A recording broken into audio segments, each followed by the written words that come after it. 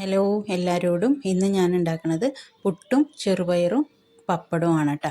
അപ്പോൾ ചെറുപയർ ഉപ്പിട്ട് ആവശ്യത്തിന് വെള്ളമൊഴിച്ച് വേവിക്കാൻ വെച്ചിട്ടുണ്ട്. കൂടാതെ ഉണക്കമുളക്, ചെറിയുള്ളി, വെളുത്തുള്ളി ഇത്രയും ചതച്ചെടുത്തിട്ട് ചൂടായ വെളിച്ചെണ്ണയിലേക്കിട്ട് നല്ലപോലെ മൊരിയിച്ചെടുക്കണം. കുറച്ച് കറിവേപ്പിലയും കൂടി ഇടണം കേട്ടോ. ഇത് നല്ല മൊരിയിക്കണം. മൊരിയിച്ച് കഴിഞ്ഞിട്ട് നമ്മളുടെ വേവിച്ച് വെച്ചിരിക്കുന്ന ചെറുപയർ ഇതിലേക്ക് കൊട്ടണം. അധികം വെള്ളം വേണ്ട കേട്ടോ. ഒരു ഗ്രേവി പോലെ പുട്ടിന് നല്ല ടേസ്റ്റാണ് ഇത് കഴിക്കാനായിട്ട്. അപ്പോൾ ഇളക്കി കൂട്ടി എടുത്താൽ ചെറുപയർ കറി റെഡിയായി. ഇനി നമുക്ക് പുട്ടുണ്ടാക്കാം. പൊടിയിലേക്ക് ആവശ്യത്തിന് ഉപ്പും തിളച്ച വെള്ളമാണ് കേട്ടോ ഞാൻ ഒഴിക്കണത്. ഇത് പുട്ടിൻ്റെ പൊടിയല്ല, സാധാരണ നമ്മൾ എടുക്കണ ഇടിയപ്പത്തിൻ്റെയും പത്തിരിയുടെയൊക്കെ പൊടിയാണ്.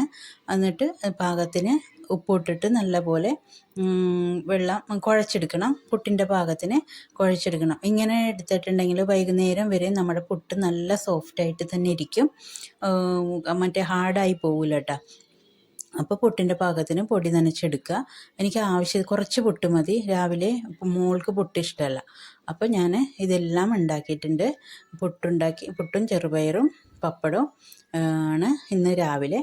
അപ്പോൾ ഈ വീഡിയോ എല്ലാവർക്കും ഇഷ്ടപ്പെട്ടെന്ന് വിചാരിക്കുന്നു. ഇഷ്ടപ്പെട്ടാൽ സബ്സ്ക്രൈബ് ചെയ്ത് ഷെയർ ചെയ്ത് ലൈക്ക് ചെയ്യണം കേട്ടോ കൂട്ടുകാരെ. താങ്ക്